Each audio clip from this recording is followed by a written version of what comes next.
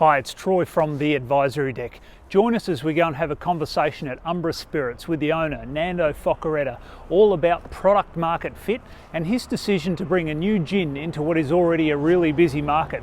We think this is going to be a fascinating, valuable conversation for any business owner considering new products or developers of new products in existing businesses. Hope you find this valuable.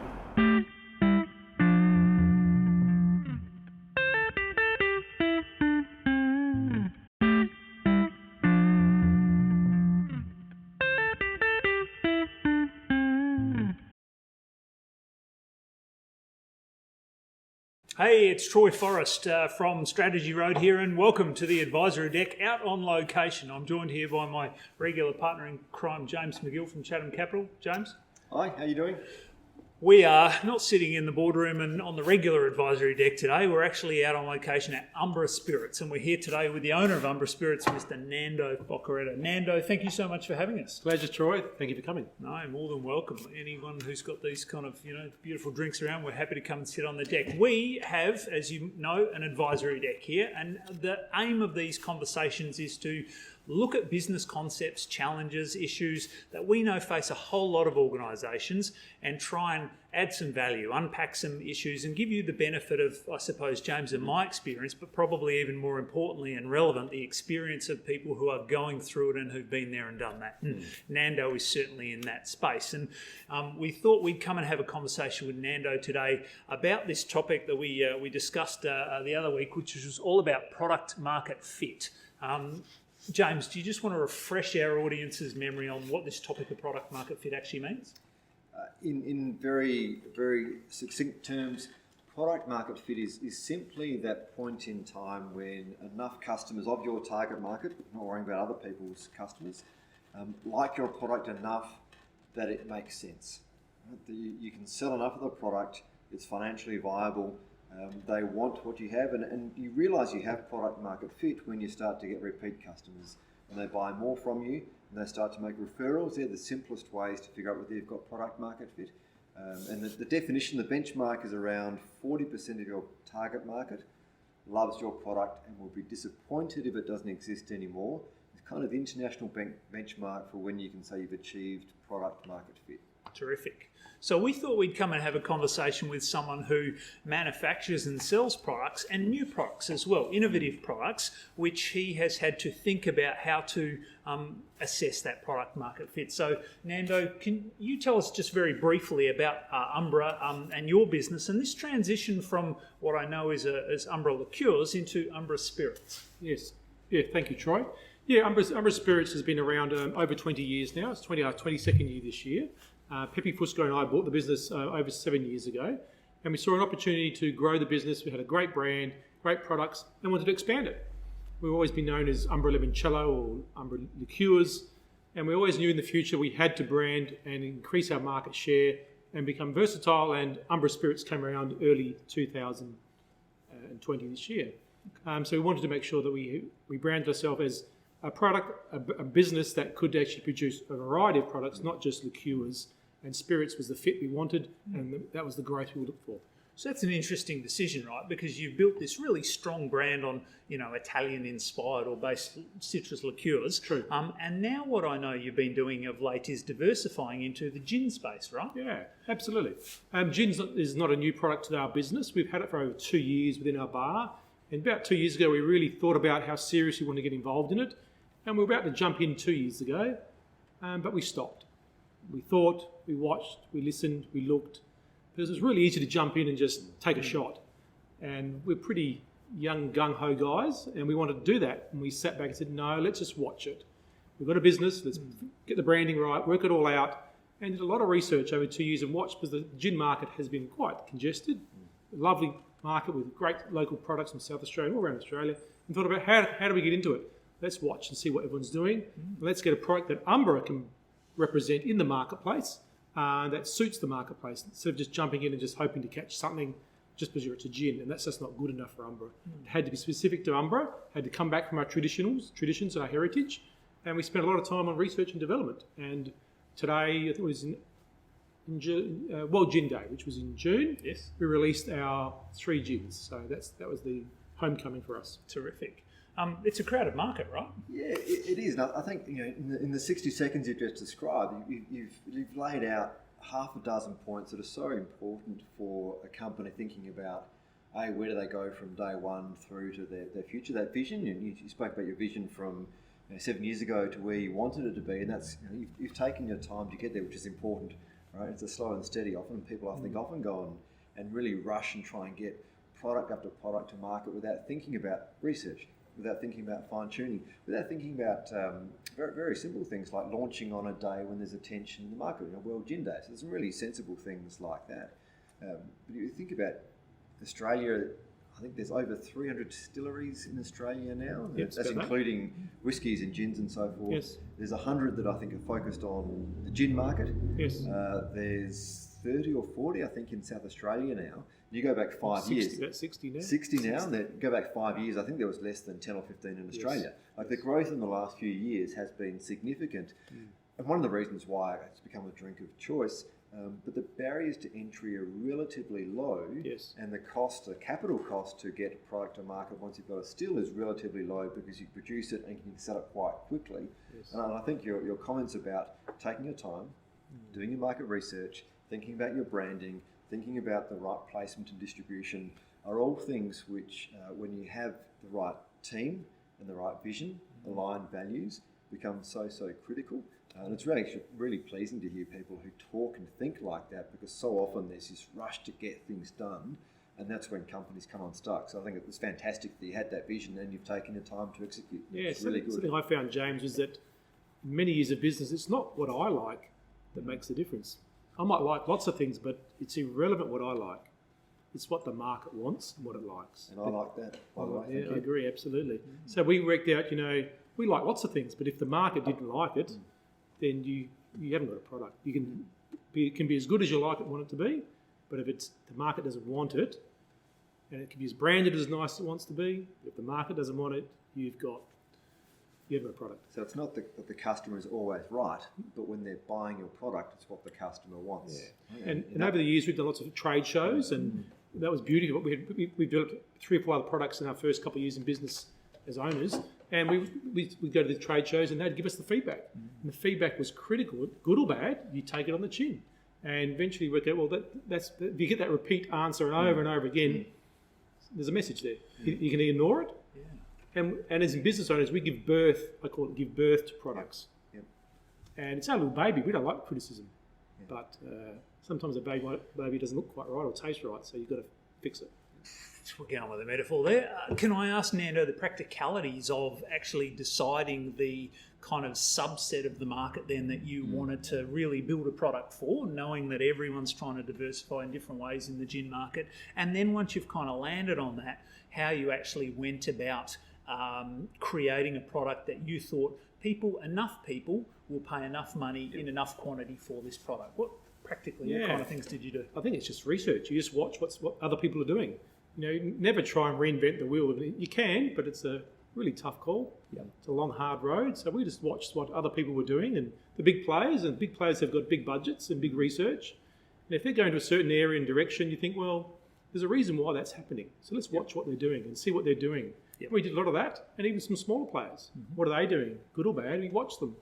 Once you watch them and see it, and you realise, hey, what does the market want? So we look at, did some target research, did tasting shows. What are people liking? Is it low alcohols coming in, low sugars coming in, colourful products are coming in? And you look at those areas, and so we developed 3 gins to start with. We'll have many more. 3 gins that would target 3 completely separate markets. And looking for those areas that we think we can get a little share of each, because it is people said to us, I think you missed the mark. You've missed the gin market. We don't believe so. Time will tell. Sure. We don't believe so. We don't think we've missed the mark. Yes, we've waited, we've watched it, and time will tell if we've missed it. Nando made a great point about, it's not what we like. We can sit in this lovely space and have a couple of Negronis and see what we think we like. But that testing process, actually going out and actually putting, it's so vital, right? And I think a lot of people don't think about the hard yards and the hours and the blood and the sweat and the tears and the very, very real risk that it's not going to work. And people think about, I'm going to get a fantastic product and it's going to go to market and I'll be able to in this case, go to a bar with my friends and drink our product.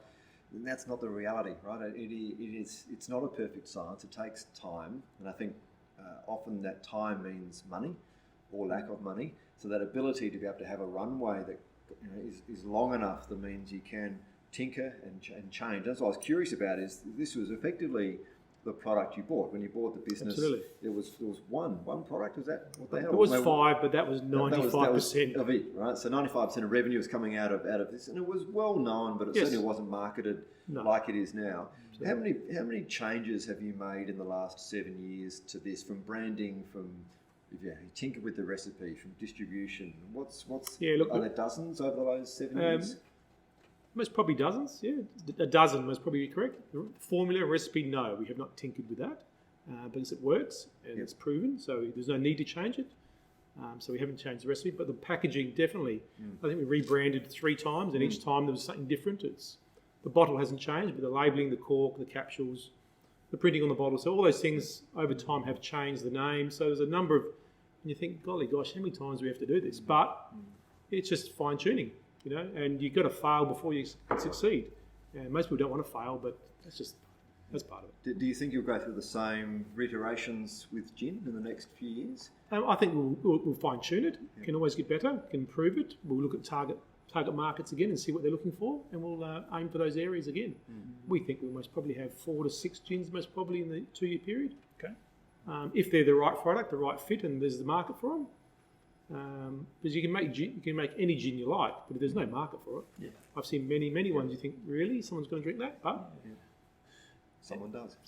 As you've gone through that development process and started to put it out to market, is there anything that surprised you in particular that you thought, okay, when Peppy and I sort of started with this concept of launching it in, we kind of thought it would go this way, and you've been right. I'm really glad we tested that. Anything that stands out as a particular surprise, or well, that was a good lesson reinforced? I kind of thought that could happen, but I'm really glad we tested.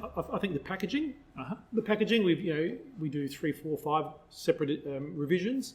And what we thought we liked, people didn't like, and we tested that a number of times, and the answer kept coming back, this looks better, and certain packaging males like better more than females, so you take it all on board, but generally once we've got all that information together, we say, okay, that's where we need to go. Yeah.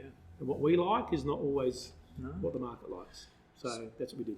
James, you're sitting here looking at what Nando's doing, and is doing it incredibly successfully too. A couple of the fundamental points that you think, look, if you're a small business owner considering product iteration, new product development, these are some of the fundamentals. Just make sure you're really on top of those. What's coming to front mind for you? I think cash and cash flow are so critical. I think having that ability to fund the business, whether it's through banks or shareholders or your own credit card, whatever it might be, it often takes longer. It costs more, it's more frustrating. So I think the ability not to get caught halfway through your process and run out of money is really, really critical.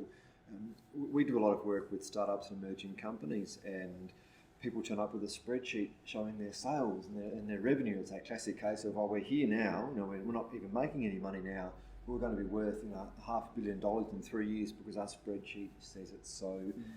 And I think people need the reality and conversations like this one to go, it takes time and it's not clear. And often the decision points are driven by external market research and validation, because that's who's going to pay you money for your product. So I think that's really critical. The other is, touching on there, market research. It's not, you said it before, it's not what you like. And I'll talk about this in a moment. It's what the customer likes, because they're the one that are going to give you money.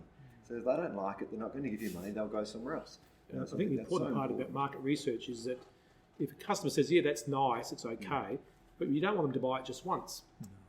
We don't want one buyer to buy it once. We want people to buy it, love it, they want to tell their friends and buy it. They want to buy another bottle and regular. So getting the profiles in regards to gins or any sort of spirit is amazingly right, because if you don't get the profile right, they only have one glass or one bottle, and that's not good enough. It doesn't make a business. And that in a nutshell is product market fit. When people love it and they'll buy it again and they'll buy more of it and they'll tell their friends, and that's when you start to get sales from areas you didn't know or didn't even think about, because people love what you're doing. And that very rarely happens on the first product, the first time to market. And the key then is, getting back to cash, is making sure you've got enough time and cash to be able to refine, test, do your market research, but then in 12 months, you've changed something on the product again. You've tinkered with the label. It might be because another company has come to market with something similar. You need to react. It might be because the market has changed entirely and you need to react. It was always refining. And as part of our market research was, pricing and costing. What's it going to cost to make the product? What's the cost? What's the sell price? The recommended retail price? And those are really interesting fundamentals. You don't want to be the cheapest in the market. You don't want to be the most expensive. And it's that getting that price point correct, which suits your business and makes money for you, and which is suitable for the market. It's no good having the best product at the most expensive that no one wants to buy, because it's expensive for it to make. So it's really, for us, we developed 3 price points to suit 3 different markets, because the price is critical. If it's too cheap, that's not really a good product. We won't buy it. If it's too expensive, that's outside my budget. So it's got to sit, and it's got to product fit. It's got to fit right for that customer. So really important. Pricing is, we reviewed it for months and months about, where's the right point, and time will tell if we're at the right point or not. So if sales continue, if they don't continue, exactly. You've got a problem with price or product, right? One or the other. And with 3 products in the market now, you've got a rolling market research project going, right? Absolutely. You can assess and iterate accordingly. Can I ask then, maybe to sort of wind that conversation up, challenges ahead that you're sort of foreseeing? These are some things we're going to have to navigate and deal with as we now have our products into the market. Things look like they're going quite well. What are you sort of thinking most about, or having to plan for as you can see what's kind of ahead? I think it's to see where the sales are going to come from, point of difference. Why is someone going to buy our product compared to many, many other products in the marketplace?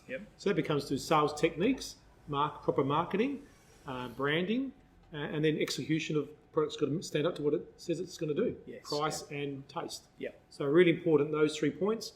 As good as we are, if we can't get it sold and people want to buy, we're in trouble. Makes sense. And James, your perspective on, continuing to make sure that product market fit, because it's not a moment in time sort of a thing. It's something we've got to keep working on. Fundamentals that, Nando's doing these things pretty well. I counsel all sort of, business owners contemplating, navigating the challenges ahead. You've got to keep thinking about these things. What comes to mind? Patience, resilience, and almost belief. There's simple parts to a business that are very complex to execute, but there are simple parts to a business, and you've spoken about a lot of them beautifully. That the reality is, you wake up every day, you come into the office, you come to your warehouse and manufacturing facilities, and you don't really know what's going to happen today or next week or next month, because so much of what a business is about is not controllable because it's external. And I think you can have this fantastic vision, and you can do all the market research in the world, but you still need to come in and execute and then be adaptable. And so much of that comes back to having the right personality and saying, we're going to hit barriers, we're going to have tough days, but we'll come in tomorrow and we'll go again. And if you can see that through, that's often the determining factor between a person who can be successful in a business and one who will fail is, can you just get up the next day and go again when you get knocked back down on your backside? Can you get up, and can you afford to go again as well? Yeah, agreed, James. Yeah, it is tough. There is challenges. As we said, we give birth to these products. We're parents to them. No one likes us to have criticism about our children, but that's the hard truth. And we've got to take on the chin, be versatile, resilient. Say thank you very much for your opinions. That opinion keeps coming over and over again. There's a message there. There's a pattern there. Right, something needs to change. If you don't change it, be stubborn about it. Well, you're going to follow that product down. You've got to say, okay, let's listen, let's improve it, let's make it better, because it's about a win at the end. It's not a win today, it's a win at the end. If you can make the end game win, delayed gratification is gold. Keep eye on the prize. Eye on the prize. Lucky, as you said, you and Peppy are young, energetic boys, hey? Spring chickens. Well, I tell you what, Nando, other than having some pretty sage business advice and practical wisdom, you make a whiz-bang product. It's highly worth checking out. Where are we? Phillip Street in Phillip Street, corner James Street. And all local products, correct? All locally made here in South Australia. We have 3 wonderful gins, a blood orange, a citrus gin and a navel gin, all different alcohol contents. We have a full range of liqueurs. We have a spritz bar on a Friday night, so come down to a spritz bar. We do tours in the warehouse once a month on an Ambra experience. So follow us on all the socials, on Instagram and Facebook, and check us out on the website and love to see it. And some pretty impressive marketing messages in there if you want to take a close look at this business too and how they're actually going about differentiating in what is a crowded, challenging market in a challenging period in history, right? Absolutely. For most businesses. Nando, we're super grateful to you. We can hear the motorbikes revving outside for sharing a little bit of business wisdom with us, and a sneaky little one. It is after 12 o'clock, I promise you that. James, as always, thank you for your insights. Always good fun. Nando, really appreciate Cheers. your insights. Pleasure, anytime. If we do these on location, we do go out and have conversations with business owners who can take kind of our thoughts to that next level and show clearly and practically how to apply some really smart fundamental business wisdom in your organisation. If you want us to come and sit on your advisory deck, let us know. Details down the bottom there, or you can come and have a conversation with us. We hope this has been interesting and useful. Cheers, boys. Cheers, bottoms up. Cheers. Thanks very much for joining us on the advisory deck.